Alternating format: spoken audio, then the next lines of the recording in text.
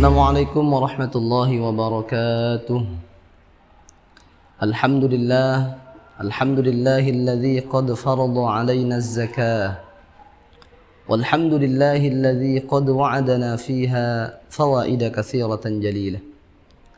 Asyhadu an la ilaha illallah wahdahu la syarika lah. Wa asyhadu anna Muhammadan 'abduhu wa rasuluhu la nabiyya ba'dah.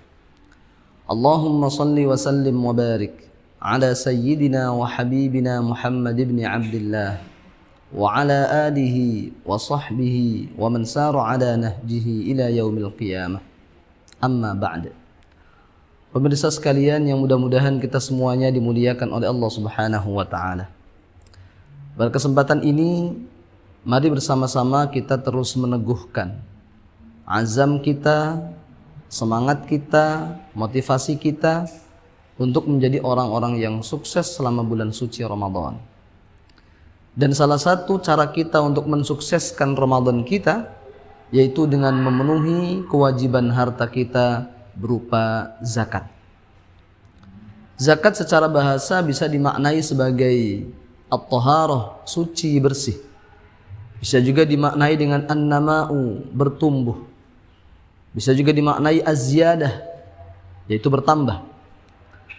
Sementara secara syariat dan istilah, zakat dimaknai sebagai mengeluarkan kadar tertentu dari harta tertentu yang diberikan kepada orang-orang tertentu dengan syarat-syarat dan niat tertentu yang semuanya diniatkan sebagai ibadah kepada Allah Subhanahu wa taala. Zakat ini memiliki urgensi yang sangat luar biasa. Di dalam syariat bahkan zakat termasuk bagian dari 5 rukun Islam. Apa maksudnya rukun? Rukun itu artinya adalah pilar-pilar yang dengan 5 ini Islam akan tegak. Tetapi kalau ada satu saja di antara 5 rukun Islam tersebut tidak dijalankan dengan baik, maka Islam tidak bisa berdiri kokoh dan tegak. Makanya kemudian disebut dengan rukun. Ada sebagian orang mungkin mengira bahwa dosanya meninggalkan zakat tidak sebesar zina, tidak sebesar minum-minuman keras, tidak sebesar makan harta riba. Ini sungguh sangat keliru.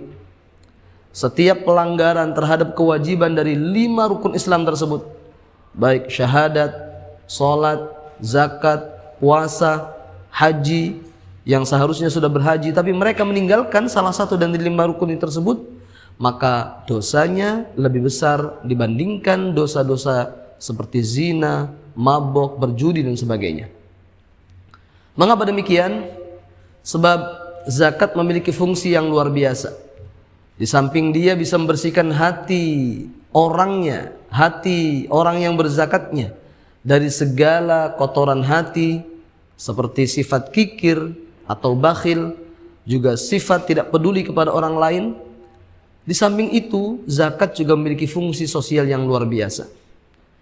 Para ahli zakat menghitung, andai di Indonesia atau di dunia ini semua orang yang terkena kewajiban zakat melaksanakan zakatnya dengan baik, maka niscaya tidak ada lagi satu orang pun orang miskin di dunia yang tertinggal. Itu kalau kita hitung potensi zakatnya dengan baik. Tapi sayang sungguh disayang, potensi zakat ini belum termaksimalkan dengan sempurna. Pemirsa sekalian yang mudah-mudahan kita semua dimuliakan oleh Allah Subhanahu wa taala. Zakat secara garis besar dibagi menjadi 2. Yang pertama ada namanya zakatul fitri, yang di dalam hadis baginda Nabi Muhammad SAW memiliki 2 fungsi utama. Yang pertama adalah tuhratun lis-shaim, membersihkan bagi orang yang berpuasa, supaya apa-apa yang dia lakukan saat berpuasa yang tidak berguna, tidak bermanfaat, tidak berfaedah, dibersihkan semuanya dengan zakat fitri tersebut. Lalu yang kedua sebagai tu'matun lil masakin, makanan bagi orang-orang miskin.